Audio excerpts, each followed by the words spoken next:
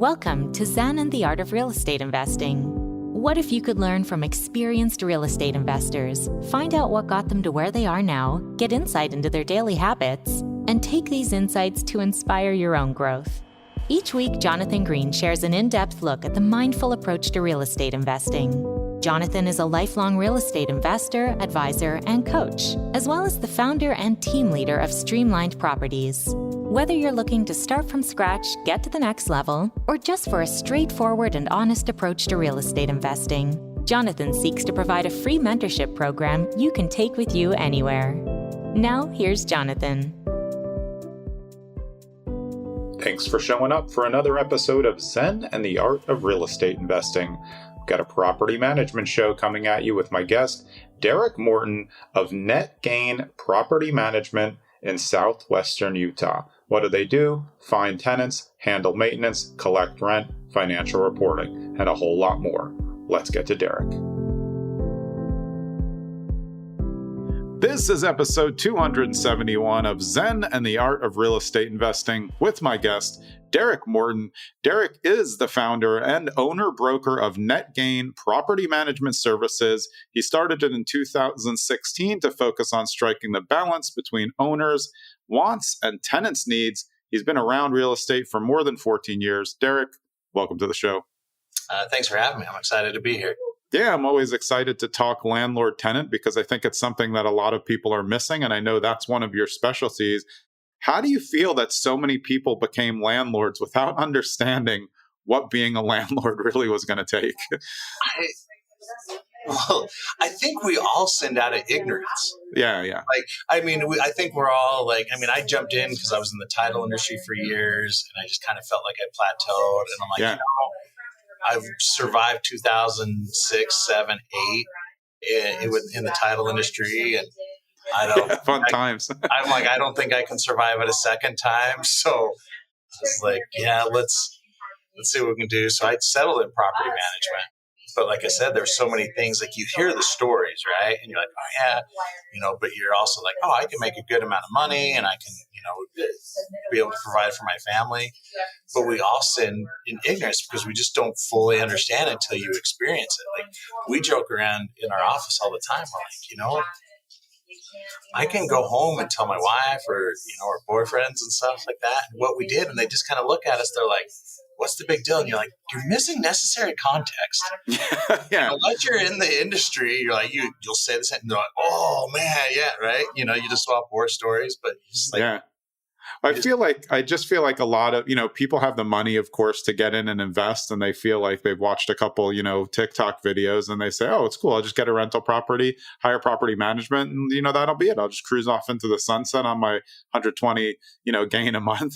But I don't think they take into account what it really takes to nurture a relationship, and that you can't really be an absent landlord if you want to do this correctly and grow a business.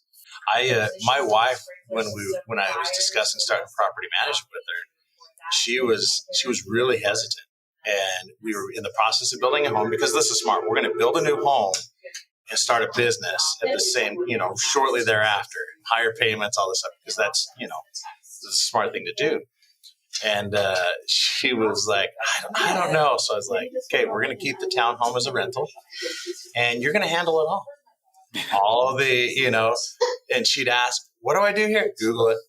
And so I'm shocked our marriage survived it because I was just like, you figure it out. And by the time we were done, she found a tenant. She was just like, okay, I get it. I understand why people would pay you for that. Yeah. But the thing that I've always found interesting about property management is a lot of, again, just focusing on newer people, they hire property management and think like they're done. It's not going to have anything to do with them. But part of being a good landlord is being able to manage the manager and make sure that you're on the same page with the property management team that you hire. Am I right on that? Oh, and I think that's and that's a mistake that I made when I first started. And when you're starting, you would take anyone and everyone, right? That happens with a parts of business, especially even like in real estate syndications. Like you take whatever money you can get in the beginning and saying like, hey, I got to build this business, but you start to realize, which ones you shouldn't take, right? Yeah, you're like that. And they're bad. Like you have the right to manage your property however you would like. It's your property. So finding that balance between like, this is the way I do it. I need you to trust me to do it. And if I fail, we can have that conversation and you can go into great details on how I failed or how I'm failing you. But yeah, I would take anyone and I was like, really? Like, not that this owner's bad. It's just they're draining my time, or they just don't match like the way I want to run my business, and they're not a fit. Yeah. And so like I've gotten choosier, and all of a sudden as I've gotten choosier, I'm like, oh wow, I enjoy my life right. so much better. I'm like, because you can deal with the tenants, but then if you're dealing with owners, and a lot of times you have an owner that's like, well, I don't want to invest anything in that, and then the tenant's mad, and so you're getting it from both ends, and you're like, right, can we just do this repair? Yeah, and I mean that's definitely a landlord issue. And that's, again, smart vetting mechanisms up front, to know like, hey, are you willing, how quick are you to respond, and how much are they authorizing you to do on your own?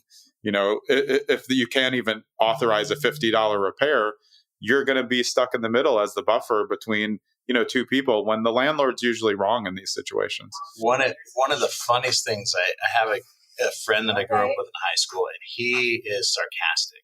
It's okay. And thank you for calling me back. So part of our vetting process now, like we kind of talk, like, okay, if they're going to be late, what does that do for you, and all this stuff.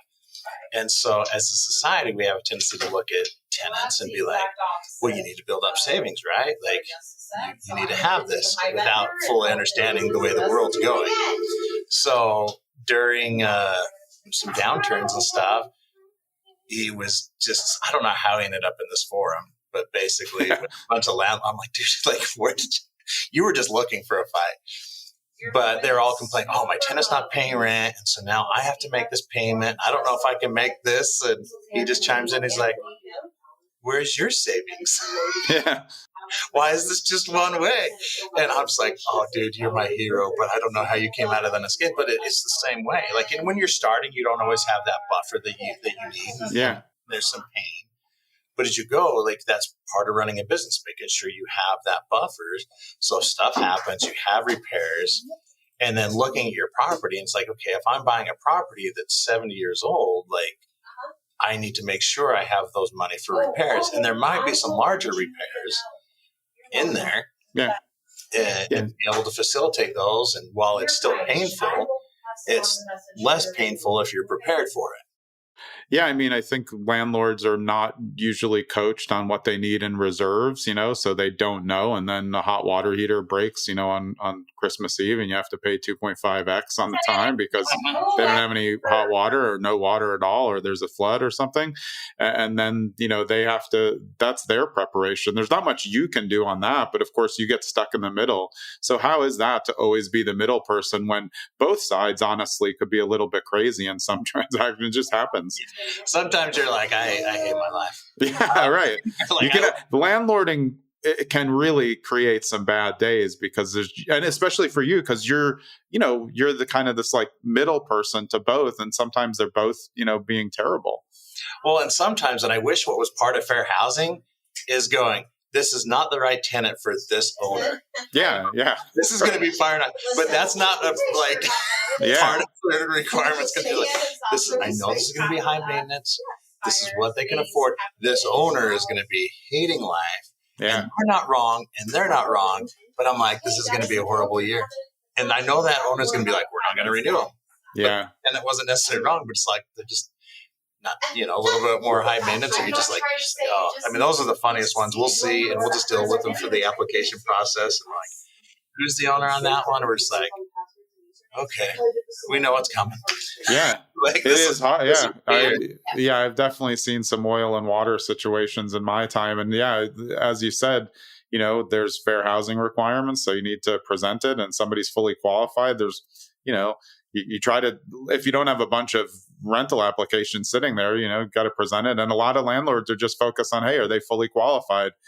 They don't understand that it's actually a relationship, or is someone going to be annoying and call about every speck of dust that's out there, or think that you're going to change the light bulbs for them. Well, and part of that is trying to, and this is where I always struggled, and I've gotten better, And we're actually like, I'm redoing my owner onboarding process and stuff so that we can better set expectations on both sides. Yeah.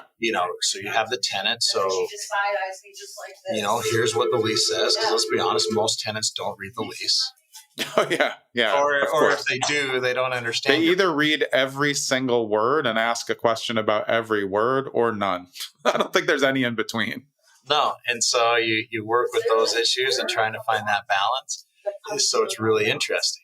But once you set those expectations, and we do that, so we have a welcome letter. Here's what we expect. Here's this. And then like a move out letter. And as long as they read that, that's pretty good. And we can deal with 10,000 questions, on the front end. It's when they don't read it and stuff's moved out that it's like, well, and we're like, did you read your move out letter? No. Then why are we having this conversation? You failed. You're one. We gave you one job. Right. To like, can you read it now? And please tell me if there's something that we missed. Yeah. It's tough, though. I mean, it must take, over the years, you must continually be redeveloping new systems to just serve people better and also to make your life and the landlords and the tenants easier. But as you said, not everybody's going to comply with just what you ask. Well, and like what we're learning is the more and more, like I look into technology and you look at AI and all this stuff, like we try, one of the things I love about what I do is I generally I think people are amazing. Individuals can be idiots, but people as a whole are pretty amazing. And so many cool things and so many cool stories.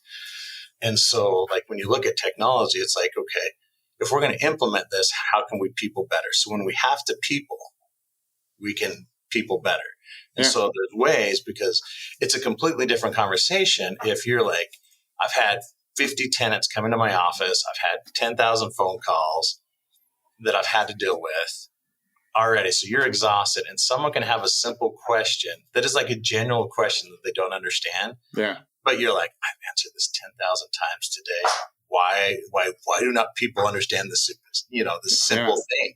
And so you have some frustration, and that impacts your conversation with them and that relationship. And so that's part of some of the switches we've expanded across the state. Like obviously through Utah, we've had to, put systems in place and utilize a lot of technology. I have a huge tech stack, but so much of it is like, okay, we can automate this. And if we can automate this, how do we utilize this so that we can, when we have to people and we have to have those difficult conversations, like we can be there and have those conversations and be what we need to be, instead of what so much happens is, we're already flustered. We've had so many other conversations and we're not on the top of our game. Yeah. Or on the other end, like we don't always know what's going on the tenant side and what their trigger is going to be. It could be, sometimes that's a simple thing. Like this was not a proportional response. Yeah.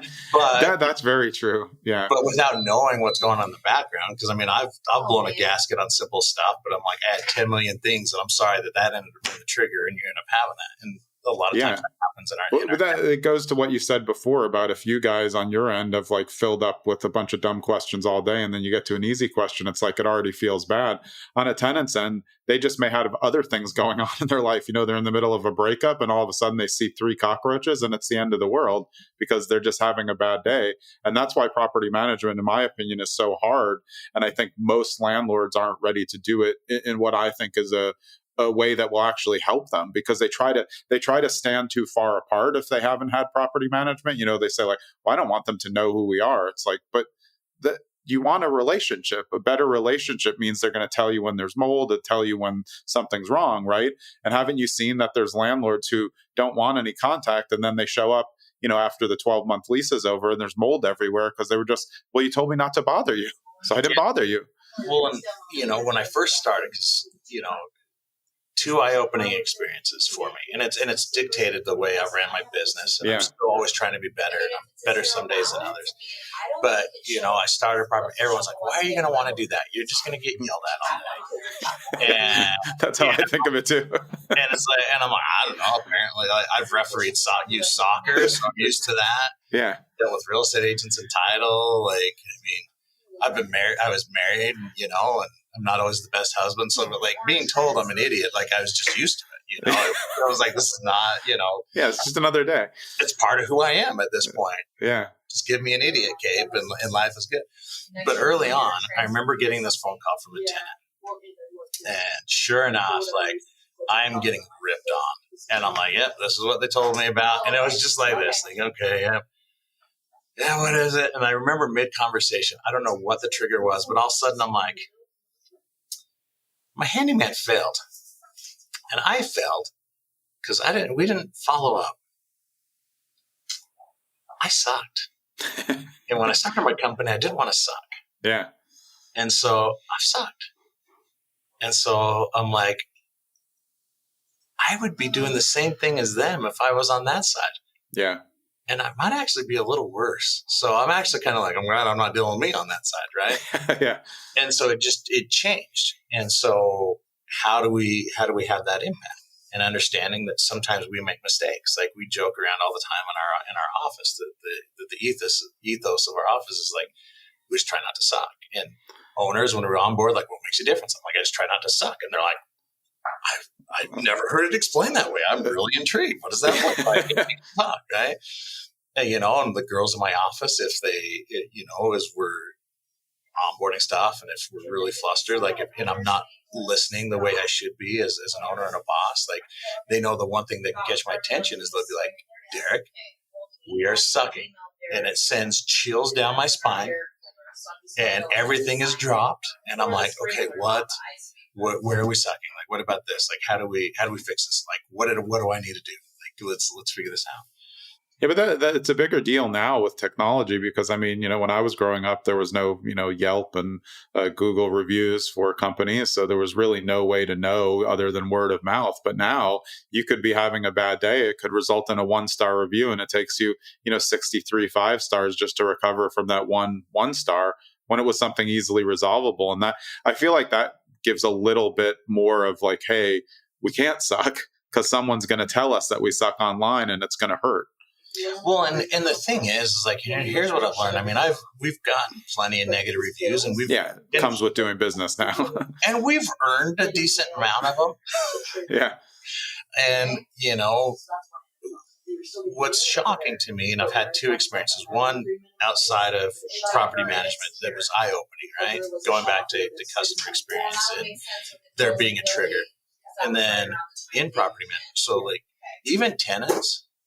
Like, that response, the way you do, like, hey, I failed, you are right, and and here's what we did to try to rectify it, but we still failed. You're totally okay leaving this review. Like, thank you, we're trying to improve. Like, a lot of times, once again, going back, I just believe people for the most part are good, like solid, people, that goes pretty well. And they have, just like I have the right to my story, they have the right to theirs, and that's part of it. Well, I think it's a, responsibility issue. And if you are the middle person, you want to be able to take responsibility, and people respect that more, even if they're still mad about it. But, that's a big difference from saying, oh, yeah, we actually really did that, mess that up, as opposed to, what I see a lot of companies do on social media or whatever, on review sites. They'll get the review and then it just, oh, so sorry, contact customer service. It's like, well, now everybody sees that you have the same, response. It's a little bit different. I've always found that real, honest responses, like you're saying, actually, we crapped the bed on that one. That was our fault. We're going to have to make it up to you, and then that's more likely that they'll take the review down later if you can just prove that you actually care, right? Yeah. See, and I remember there's a sandwich shop that was big out here. It's since closed, where in the town I'm at, that I loved, and it was Gandolfo's. The sandwiches were pretty good, but what I loved, because I'm a fat guy, and so a fat guy likes his cake. And there was this chocolate mousse cake that is heaven. Yeah. Like, I am salivating even thinking about this. I'm getting a little hungry thinking about it too. So my apologies. Yeah. I'll send you a picture of it. Yeah. And so they were doing a special for March Madness, and I was in the title, and I was already just like at wit's end. Like, it was just one of those days. Nothing was right. Technology wasn't working. I was done. And I'm just like, I am going to get me this chocolate mousse cake. Yeah. This is the only thing that can salvage my day. And I don't even know if it's that powerful, but this is my only hope. Yeah. So I go. They had no moose cake. Oof, yeah. Yeah. My day was ruined. So I pop off on Facebook. It's the only time I've done it. And I've never you were done really having a day. Yeah. because of this experience. Yeah. And I use this. So all of a sudden, about 2 hours later, outside of being ripped, like, dude, no cake's that good. Like, chill, right? Because there's people, and I'm just like, you don't understand. Yeah. They're like, I needed the cake. This was going to be like the only my way. wife's like, did you really pop off on Facebook in these groups about a cake? Yeah. You're that guy? Yeah, I am that guy. You don't understand. It was 60% off. Like, I had that, right? And he's like, dude, here's what it is. Hey, I'm sorry. Here was this, kind of gave a little bit of the backstory. And he's like, if you want to come in, like, I have a special, like, he goes, I have a cake here right now. Like, if you want to, so we go in the whole thing. So we go in there. He's like, here. And I'm like, all of a sudden, I mean, I was feeling like an idiot. Yeah. And I was. Yeah. But also, like, I love that cake.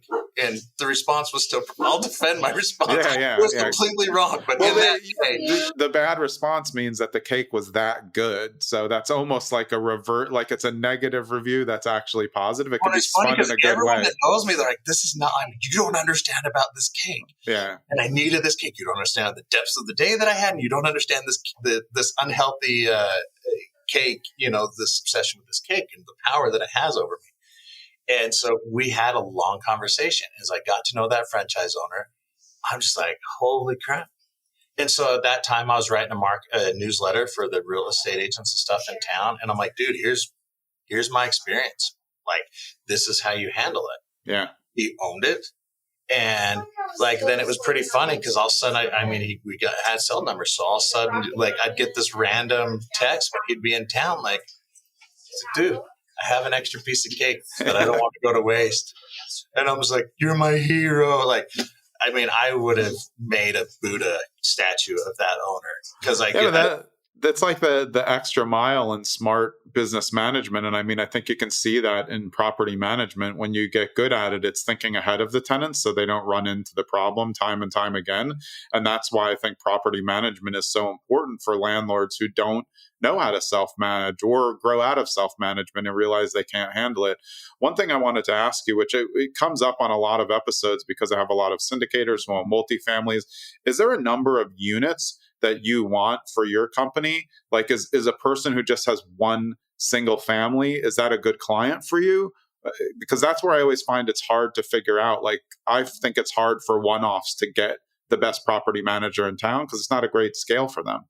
So this is an internal debate that I'm having right now.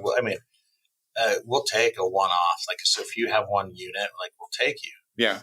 And part of the debate I'm having is with everything that I'm doing, like, I think here within the next year, I'm going to say, you have to have 4 or above. The hard part, and I would probably do that now, and this is going to sound egotistical, and I'll own it, but I haven't found a property manager that I trust enough to be like, okay, I know you will take care of these people. The 1s, 2s, and 3s. Mm-hmm. Yeah. Because because you never know when those 1s, 2s, and 3s become 10 or 12. Yeah, right. And we've had plenty that started with 1 and we did our job very well. And they're like, oh, okay, this was easy. And then they buy the second one and that's when all hell breaks loose. And they're like, it's just stay with 1. Yeah. But yeah, to be able to help them build. And that's part of like what's confident for me is, right? So the accidental landlord that their parents died, but I don't want to sell it, or the market's not good enough to sell it. So let's do this. So that's an internal debate, like having it, within myself, that logically making that shift to, hey, we're going to do 4 and above, like, makes sense for my business and the way I'm trying to scale and grow. Yeah. But philosophically, like, and sometimes those 4 or more are easier because there's a lot less emotional involved. Yeah, exactly. And so it would take less time and energy from my staff to go that way, and they're supportive.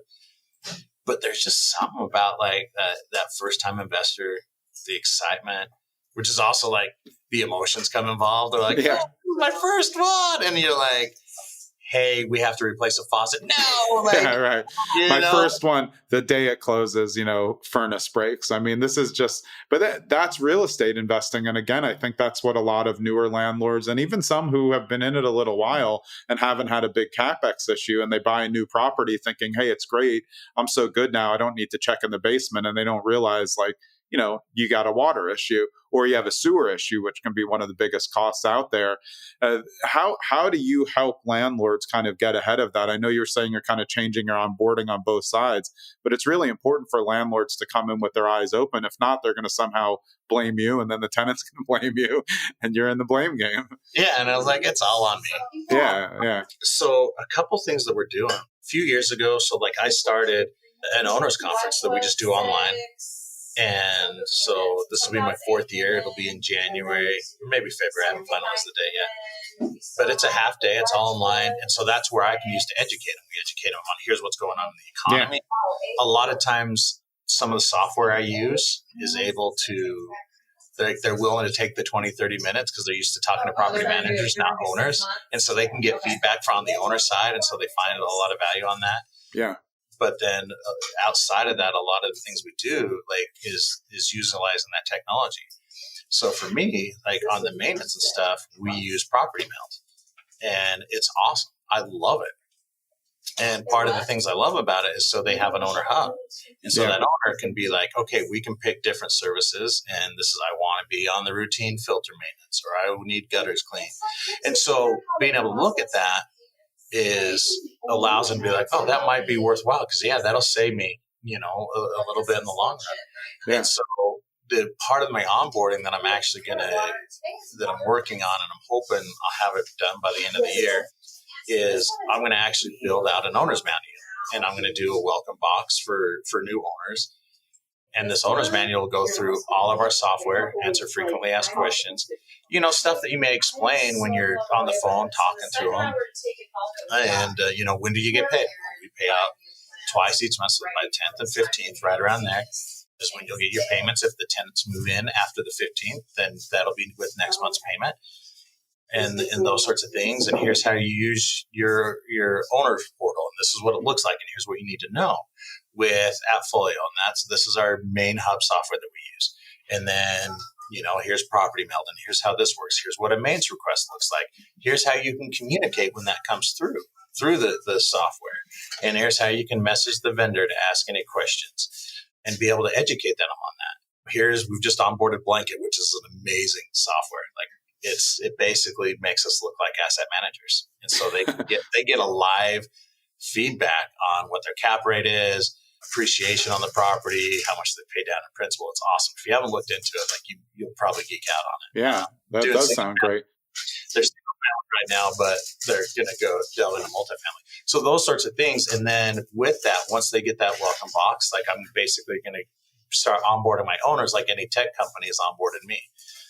Here's after the first month. Okay, now that you've received a payment, let's go through that owner's portal. And this is what it looks like. Here's what the reports look like. Do you have any questions on that? And here's this. So we can walk through, and then a 3-month check-in. Any questions that you have? What about this? And then probably a 6-month. And then last year I started an annual review, which was really good. That gave those owners another chance. And we can go through hey, this tenant's all right. You seem to be doing a lot of maintenance. Yeah. It's an older home. Do you still want to keep it? Do we look to 1031 it? And that's where Blanket's going to help in quite a bit. And so you can have those. So it's just a matter of having those relationships and educating them. Because sometimes they don't understand that, or they don't realize an older home, there is a lot of maintenance. What's going on? You're the home was built in the 50s. Or it was 1910. And you're I don't know what to tell you. I think it's important because you don't find a lot of property management companies who are focused on the asset as well and trying to help the owner decide, hey, is this a good asset to keep? The yearly review, I think, is really fantastic because it's a nice thing for an owner to be able to sit down and say, what went right, what went wrong, how can we make 2026 a little bit better? You're doing your job, but you still need the input. And that's why I've always said that manage the manager thing is so important to me, to tell new investors, hey, you're not getting out of it just because you hire property management. If you don't pay attention, you're eventually going to get mad at them, but it'll probably be your fault, because you're just not watching anything. You're going to complain about some extra charges. So that relationship really between owner and property management, those expectations are really important to set up front, because then you're going to reduce the amount of questions you and your staff get over the long term, which is why I think creating a whole owner's presentation in the beginning will drastically reduce probably questions you've gotten over the years that could just be solved in the beginning. Oh, yeah. Well, I mean, and with that owner review, what was eye-opening last year I did it is there were certain aspects that I didn't realize I was failing owners, right? Like it's surprising to me how difficult it is for owners to switch management companies, which is a strength of the industry, because it's like, hey, I can do whatever I want. It's going to take a lot for them to move, right? Yeah, because that's like self-storage. Yeah, no one's like, really going to move. It's too much of a pain. It's such a hassle to move, and I didn't realize that.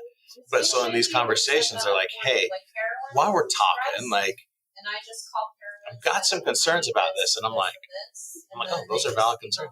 I didn't realize, Thank you for this. And then I can fix them. Because too often we live in such a busy society that stuff bubbles up. And I'm just the same way. At this point, I'm like large enough that a vendor will be like, how come you don't send me stuff anymore? And I'm like, you suck. Well, why didn't you tell me? I don't have time to tell you that you suck. Like, sorry, like I just don't have time. You should have known. I mean, but those are, both sides are fair, but like, I would be annoyed if someone said, hey, why didn't you tell me? I mean, you weren't doing your job, but like the people who tell you, you need to take it in right away and then, create new practices around that. And I found that this is very common when I look at short-term rentals also, because people, when you launch a short-term rental, your feedback in the beginning is so important. Same with property management. You got a new owner, getting any feedback that you can early will help you, drastically reduce what's coming in down the pike, just from making sure, actually, that's a really good point. Now we can tell everybody this up front. Well, and as you build that trust, like, so we've had to make so many different changes that we're just flat out sending out mass emails. So like we're going to digital logs with Show Mojo right now that help us with directed showings. It helps coordinate with vendors, the loss of keys, all that stuff. It just mitigates the after hours phone calls that you get. Cause that's like our number one thing. I lock myself out and you're like, your lease said you got to call a locksmith. Appreciate you calling me at 2:00 in the morning. Yeah. Like, well, no one's open. Do you have a friend? And so like it mitigates that. And to have that trust where it's like, hey, here's what it is. Here's the cost to install. There's no monthly cost on this, but this is what, and we're making this change and here's why. And owners go, okay, like doing well. We trust it. It makes sense. And it's really fascinating. And I'm like, I expected some blowback on that. Or when you unveil like kind of a new technology, so like sent out with like blanket, all the owners are kind of excited about it. Like, you've done a lot of cool stuff and you're flat out saying like, this is life-changing for you guys. And I think for them to track that is definitely unique. Hey, it's Jonathan. I hope you're enjoying this property management show with Derek Morton. And Derek is the broker owner of his property management company. And now I am the broker owner and broker of record of my own brokerage in New Jersey. After years of working for other brokerages, running big teams, I've opened my own shop. We're located at 22 Main Street in Madison. It's my new thing. You can still find us at streamlined with a D.properties, but you'll see that the brokerage is now called Streamlined. Check it out. Let's get back to Derek. Just stepping a little bit back into a larger view, where do you think generally landlords, the ones that you've worked with in your experience over the years, where are they going wrong the most, even when they have property management? Where's the biggest landlord failures that you see? I think there's probably three things. One, they're under the assumption that it's going to be easy money. Yeah, I completely agree with that. Two, you don't realize, and some of this depends on the market you're in. Like, so some people, if they're in high-end rentals and all this stuff, like this doesn't apply. Yeah. But for the vast majority of them, like, I don't think people fully realize that being a landlord and in property management, you're on the front lines of everything that's going on in society. Yeah. So addiction, domestic violence, mental health, poverty, Yeah, joblessness, it can all come up all at once, and it is going to be your problem. Yeah, good point. Yeah, like and so they're like, oh, you tell them like, hey, the tenant lost a job. Here's what this is, and they're like, well, what do we do? Well, let's see if they can figure out how they're going to make their payment. And sometimes we may have to have a conversation to be like, what's the best exit strategy? You guys have been a great tenant. Let's find resources to help you be able to pay rent, to at least get you and buy you some time. But if not, like, what's the best exit strategy so that you're not on the streets, that the owner still can be, taken care of? Like, what does that strategy look like? And so owners, like when we have those conversations, and this is one of the separators, like when we're looking at owners, like, hey, like this is what's going on, and an owner's like, okay, like here's what I'm willing to do, instead of like all of a sudden panic, like I wasn't expecting to lose a job. Well, neither were they. This is I mean, no one wants to lose a job. Yeah, like this is. I'm just gonna say the bigger impact is on them, not you. Yeah, and as long as they know that, like, we can find good solutions. But if also like, were they going to be able to pay rent? We're working on that. Like, this is why we're having these conversations, right? So understanding that you're on that front end of things that are going on in society, and that life can change on a dime quickly. Like, one of the coolest experiences I've had is I remember we had an owner, the tenant, his wife died. And she had been clean for years. And the son was not clean. And I don't know the full story, but she unknowingly took a fatal dose of fentanyl. Yeah, I mean, this is new society thing. It happens. And so explain to the owner, like, hey, and without hesitation, both owners are like, okay, they're not going to pay rent this next month. Like, this can't go, like, we're going to have a conversation, but he doesn't need to worry about rent right now. There's a whole lot of new information that, like, his life has changed outside of all of a sudden, his wife is dead. Yeah. And, and luckily they had the capability of doing that. And so not everyone is capable of doing that. Yeah. But it was kind of cool. I'm like, okay, these are the owners I want to work with. And, and being able to have owners that are like, we have some owners that kind of go, hey, can we work with this population? This is what I want this house to do. And so we've had powerful experiences that way. Yeah. And they understand, like, life happens. And as long as we can figure out how to give people the support they need when they need it, like, that's life changing. Because you never know, really, for the most part, until hindsight, because hindsight's 2020, when that life changing decision happens, or that life changing moment happens, to where they can go one way or the other. Yeah. And those are the people we'd like to work with. Yeah, landlords have to be ready for that too. And I mean, I think that's all part of the relationship that you build with them, the expectations. Like, hey, sometimes things go wrong that are outside of everybody's wheelhouse. Nobody expected it to happen.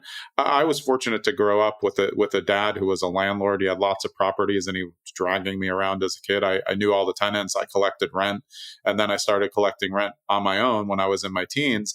And I would come home either from boarding school or in the summer from college, and I would look at the ledger, and it would all be behind. And he tasked me one summer by saying, if you can collect the rent, you can keep half of it. And I'm like, this is going to be easy. And I realized how it wasn't easy, but I did realize I started to put them on weekly payment plans, because I realized, I wanted to get your take on this, that it wasn't that people were negligent with their money. It's just that if they let it sit around for the whole month, stuff came up. So I would just pick up what I could each month, and each week, and it started working out great. We got them back on payment, and I got to keep half the money. So I felt like a genius, and like I had a lot of video games. Have you seen that as there's options where you can do this that will help people? So this is fascinating, because I honestly think this is where the rental industry is going to go within the next 5 years. Yeah. And it's going to have to, right? So you already see with security deposit of alternatives, no one has the money to pay security deposits. So you have Obligo, you have Rhino, which is not a good product. I probably shouldn't say that out loud. I use LeaseGuard. There's all these things, right, to help people minimize that burden at moving, so they can get in.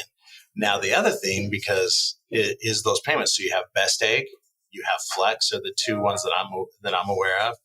And this is something that we're working at doing better. So when people call and says, hey, we're going to be late, because we're like, hey, as long as you let us know you're going to be late, we can work with you as long as you meet that guideline. Yeah. But now we're going to kind of transition that going, well, look, have you looked in this product? So this is what it'll do. They'll front the money for us, and then you're able to pay them back. Yeah. I know there's management companies in the Midwest, because I have some of my owners that I work with that have that capability where they've told the owners, we take rent weekly, and then you'll be paid at the end of the month. Yeah. Because you really, and especially now in today's world, there really is only a finite amount of money that they have.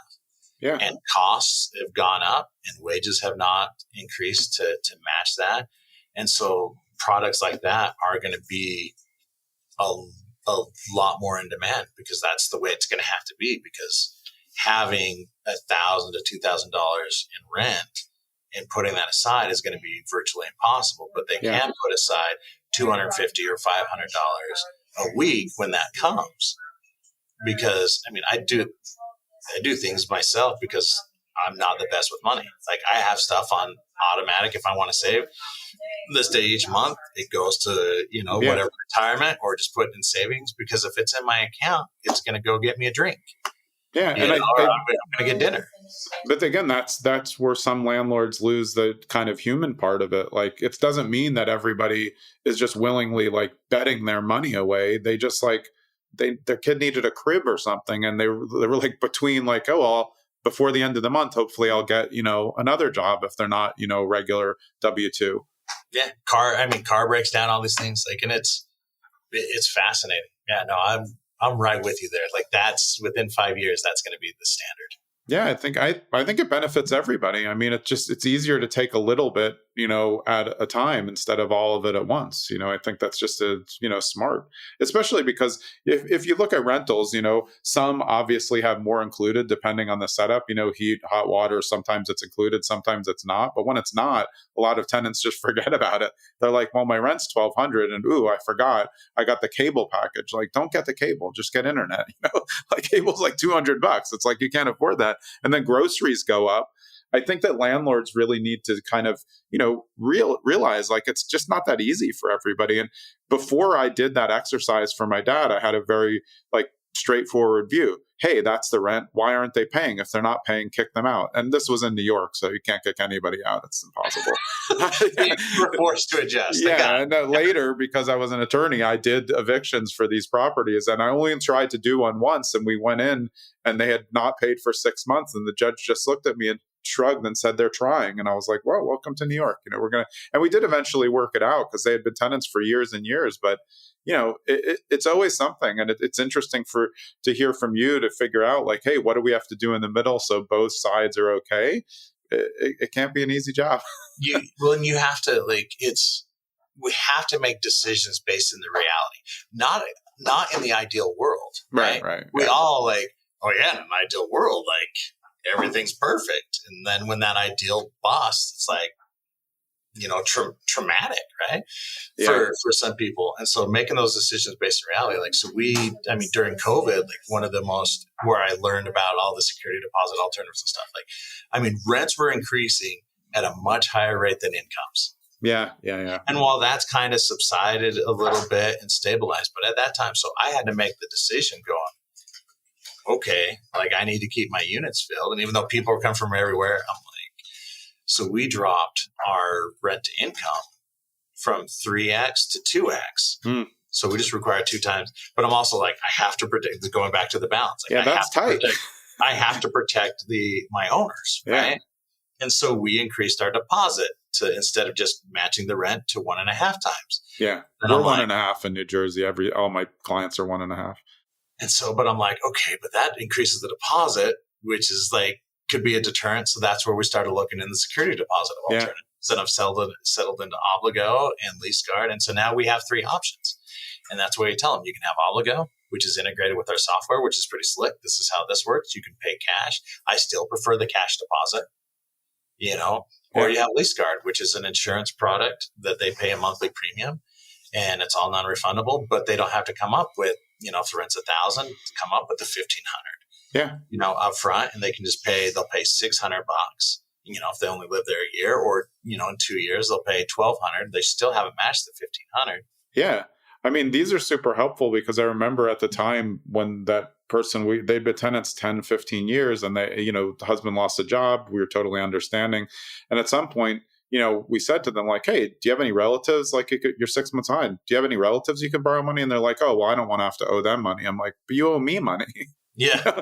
And they would say like, well, you have a lot of properties. Why can't you just cover it with the other properties? I'm like, those are separate LLCs. Like your money pays for the repairs. You're hampering my repairs. And that's where I think tenants don't understand sometimes the dynamic of how it works because they think everybody is like a giant landlord or something. Yeah. And you're looking at someone, you're like, your landlord's a 90-year-old lady. Right. Like that, they need the income. I mean, this is how she makes a living. Yeah. Well, are there any ways that you think landlording and the landlord-tenant relationship will change? We just obviously talked about, slicking down the payments and giving these other alternative options. But do you see anything else on the horizon that may help people understand that something else may be out there that's going to change? I think we have a choice. Then it'll go back to the first kind of conversation about using technology to people better. Yeah. You're going to have some landlords that make the decision, I can use so much technology that I really don't have to interact with the tenant. Yeah, that's what I was thinking. And they're going to be the big, press 10,001 for this maintenance issue, press 10,002 for the, and they're just like on the phone and they hate their life, right? When you're trying to get utilities. Yeah. It's just like calling Verizon. No, thanks. I don't have 6 hours to spend on the line. Yeah. All in the name of efficiency because the interruptions, I lose 25, I can't remember the data, 25 minutes anytime I get interrupted, before I get back going again. And then you're going to have those that utilize the technology as such that we talked about that they can people better. So there are times that we are going to have to people. Yeah. And those are going to become more powerful on how that impacts them and their perception of you. And there's going to be two choices, neither of which are wrong for whatever your business model is. Like they're neither, once again, you can build your business however you so choose. The way we're trying to go is how do we people better when we have to people? Yeah. So how do we find that balance? Because we are going to utilize technology. When you look at Agentic, I think it's Agentic AI and some of the stuff they're doing. You've got Vendor Brew and with their receptionist on maintenance, right? Yeah. And it takes all the emotion out. Like I cuss at that all the time, just to try to get a rise. It's like, I'm sorry that you're having a horrible experience. That's making me more mad. I want to. Yeah, exactly. That would annoy me as well. I want to be heard that I'm annoyed. Yeah, or the AI receptionist, and so it's like, oh yeah, they can answer questions, about the properties.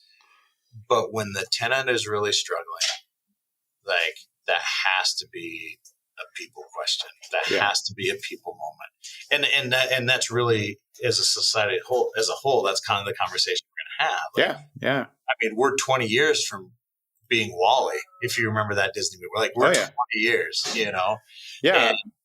And so how do you find that balance? And that's going to be the decision that we have to make. Like, how do we just say we're now a tech company that manages properties and there's no human interaction. And if you want human interaction, find someone else.